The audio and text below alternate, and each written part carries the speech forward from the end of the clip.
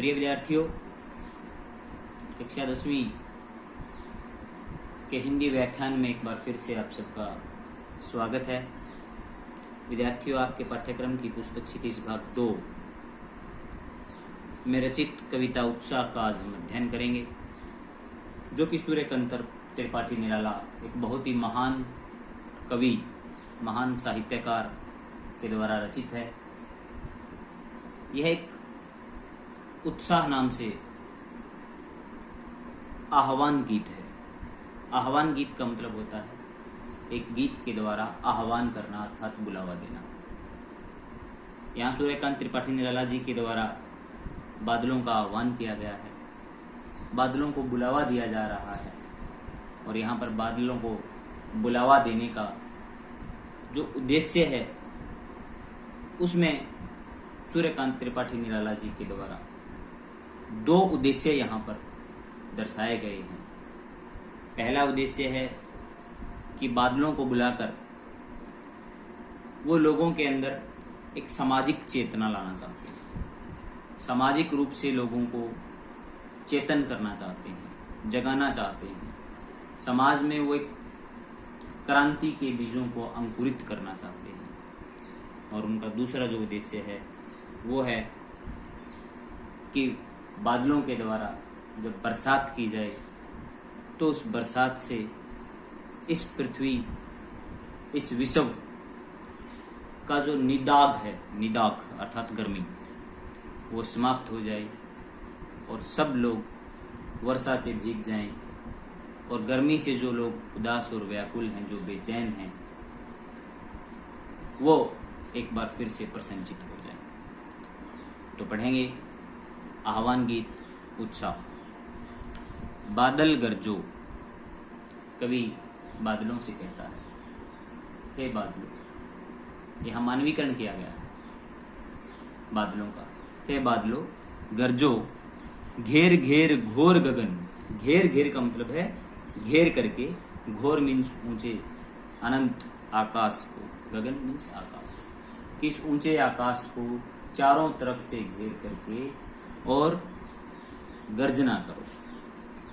धारा धारो। धारा धारो का मतलब है कि चारों तरफ से गगन को घेर करके और धाराधार लगातार बारिश करो। ललित ललित काले काले।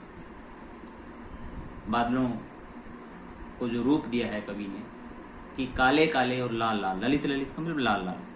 काले घुंघराले, जैसे कि घुंघराले बाल होते हैं, उस प्रकार से बादल आए कि वो देखने से लाल और काले लगे और इस प्रकार से प्रतीत हों कि कोई घुंघराले बाल हो। बाल कल्पना कैसे पाले, कि उन बादलों को देख करके जो कल्पना आए वो इस प्रकार से आए कि वो किसी के घुंघराले बाल हों। विद्युत छवि उर्मे कवि नवजीवन वाले।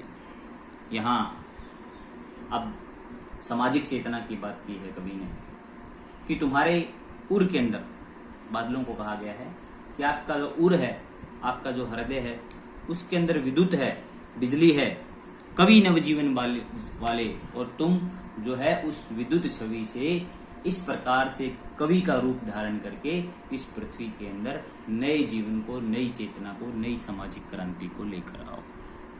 वज्र छिपा नूतन कविता। और तुम्हारे अंदर जो वज्र बिजलियां जो छपी हैं, उनसे एक नई कविता का निर्माण करो, अर्थात एक नए समाज का निर्माण करो। फिर भर दो बादल गरजो, कि बादलों गर्जना करो और चारों तरफ से गगन को घेर लो। विकल विकल उन्मन थे उन्मन, विश्व के निदाग के सकल जन। विश्व के सकल जन, विश्व के सभी लोग, निदाग मीन्स गर्मी से, विकल विकल व्याकुल व्याकुल थे, उन्मन उन्मन उदास उदास थे।